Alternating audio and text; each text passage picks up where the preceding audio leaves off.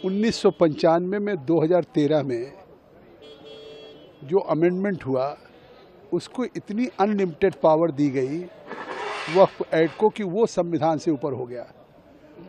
जो article 300A है, संविधान राइट टू प्रॉपर्टी का अधिकार देता है, उसमें कांग्रेस यूपीए की सरकार ने सेक्शन 40 का अमेंडमेंट करके किसी भी वक्फ बोर्ड अगर किसी ज़मीन को वक्फ समझता है तो उसको वक्फ डिक्लेयर कर सकता था।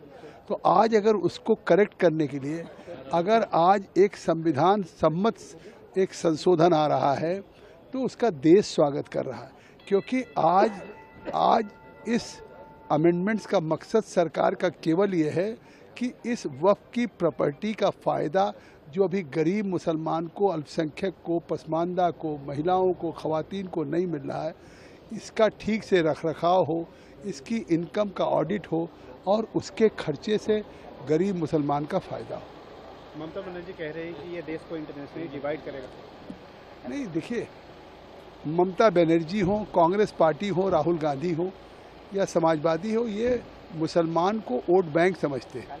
तो ये जो उनको बयान दे रहे हैं, जो बात कह रहे हैं, वो तुष्टीकरण है।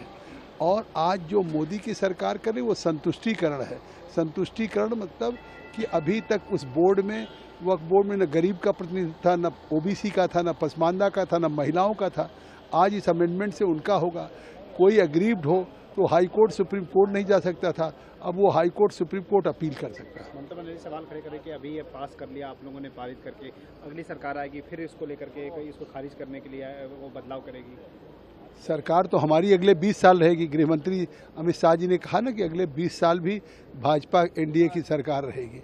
तो ये तो एक मुंगेरी लाल के हसीन सपने देखने की बात है। मैं इस लिहाज से पूछ रहा हूँ कि शिवसेना उद्धव ठाकरे गुट का जो रुख था वो जो बाला साहब का सिद्धांत था उसके अनुरूप तो नहीं था। देखिए, आज सबसे पहले मैं कहना चाहूंगा कि एक ऐतिहासिक दिवस है हमारे सेक्युलरिज्म के लिए, हमारे महिलाओं के लिए, एक प्रकार से हमारे अक़लियतों के लिए, माइनॉरिटीज के लिए भी।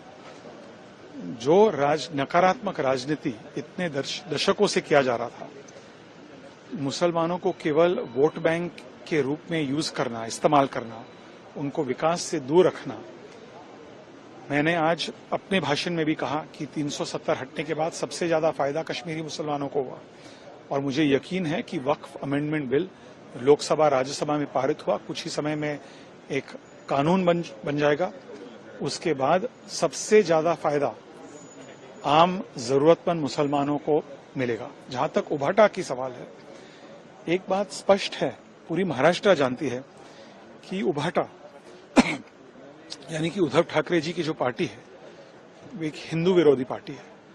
और आज जिस प्रकार से एक प्रगतिशील विधेयक जो मुसलमानों के हित में है, उन्होंने जिस प्रकार से राजनीति किया, मैं आज साफ कह सकता हूं, कॉन्फिडेंस के साथ कह सकता हूं कि वे केवल हिंदू विरोधी पार्टी नहीं, मुस्लिम विरोधी पार्टी भी है। सर, जो अपोजिशन में जो लोग थे उनका ये कहना कि संख्या बल पर यहाँ पर तो पास हो गया है, लेकिन इसे वो सुप्रीम कोर्ट में जरूर चैलेंज करेंगे। देखिए, हर एक पार्टी की अधिकार है कि वे कोर्ट में जा सकते हैं, किसी कानून के खिलाफ कोर्ट में जा सकते हैं, ये उनका संवैधानिक अधिकार है।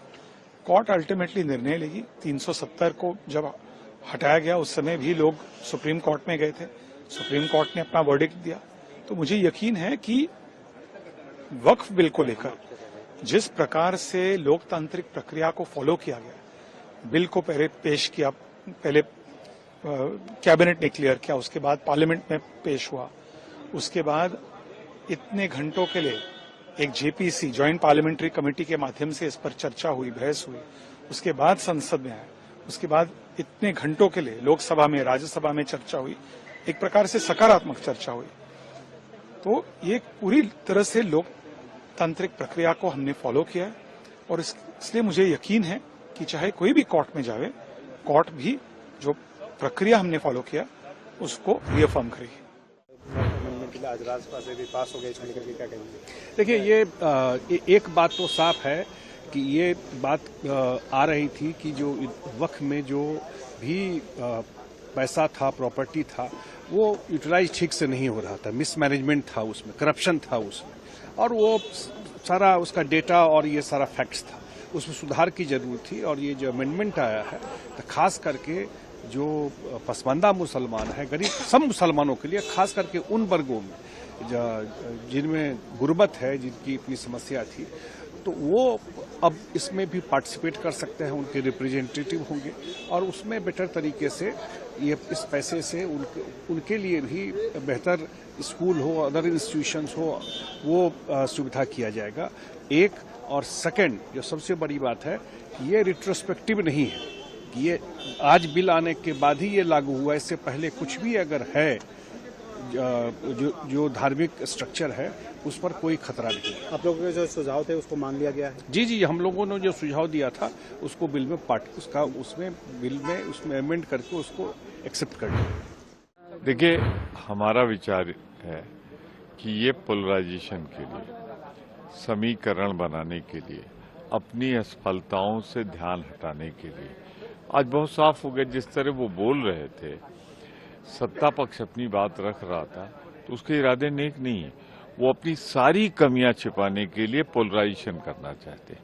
तो ठीक बात है, हम इसे जनता की अदालत में ले जाएंगे, हम अदालत में ले जाएंगे और अगर सत्ता में आए तो इसे बदल देंगे। इसमें कोई गलत बात तो है नहीं, क्योंकि ये हम गलत मानते हैं, इसलिए हम इसे चाहेंगे कि ये बदल जाए। It is a very sad day for the Republic of India that today openly anti-constitutional bill like the Waqf Amendment Bill has been passed, which fundamentally erodes the individual freedom to practice religion.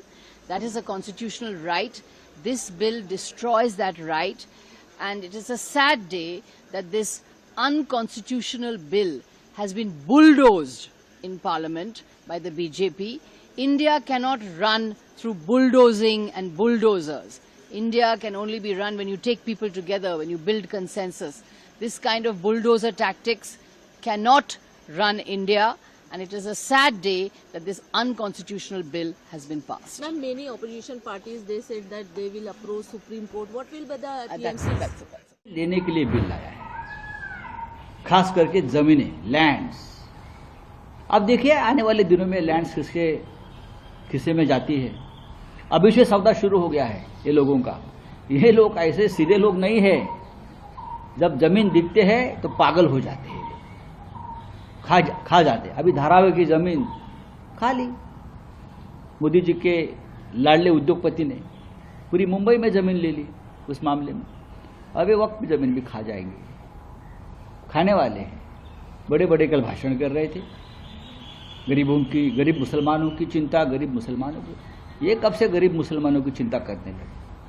हाँ, ये सब नाटक था, छोड़ दीजिए, देख लेंगे। ममता बनर्जी ने भी कहा है कि अगर सरकार आती है तो उसको चेंज करेगी। ठीक है, अभी हमारे सरकार तो जरूर आ जाएगी ना एक दिन।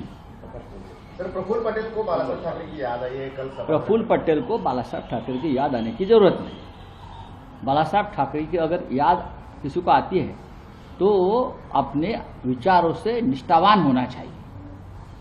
अपने बाप के पीठ में खंजर खुपस करे आदमी भाग गए। शरद पवार उनका बाप था, आदरणीय शरद पवार साहब उनके पिता समान थे। उनके पीठ में खंजर खुप करे लोग आदमी। अगर हमको निष्ठा के पाठ कल पढ़ा रहे थे, भाई मेरे को तो बीजेपी वाले पर तरस आ रहा है। बड़ी बड़ी राष्ट्रभक्ति की बातें करते हैं, पाकिस्तान के साथ लड़ने की बातें करते हैं। जो दाऊद इब्राहिम पाकिस्तान में बैठा है, उनके साथ रिश्ते किसके हैं? ऑन रिकॉर्ड इकबाल मिर्ची, ये प्रफुल्ल पटेल की। बड़ा आरोप कर रहे हैं, वो तो सांसद है। मैं क्यों बड़ा आरोप कर रहा हूं? प्रधानमंत्री मोदी ने किया है। प्रधानमंत्री मोदी ने डिफेंस की जमीन हड़पने का आरोप किस पर किया था? अशोक राव चौहान। मिर्ची के साथ व्यवहार का आरोप किसने किया था? प्रफुल्ल पटेल के ऊपर मोदी जी ने किया। दोनों आज बीजेपी में है। ईडी का चार्जशीट पढ़ ली, ईडी का चार्जशीट पढ़ लीजिए। यहां आकर चाटुगिरी करके वो पूरे आरोप से मुक्ति मिली, वो इसलिए तो डर कर भाग गए। हम डरने वाले नहीं, हम हमारे पार्टी में जो हमारा रंग था ओरिजिनल, उनके साथ रहे। प्रफुल्ल पटेल जी ने कितने बार रंग बदला है, क्यों बदला है, किसके लिए बदला है, ये खुलासा वो करेंगे।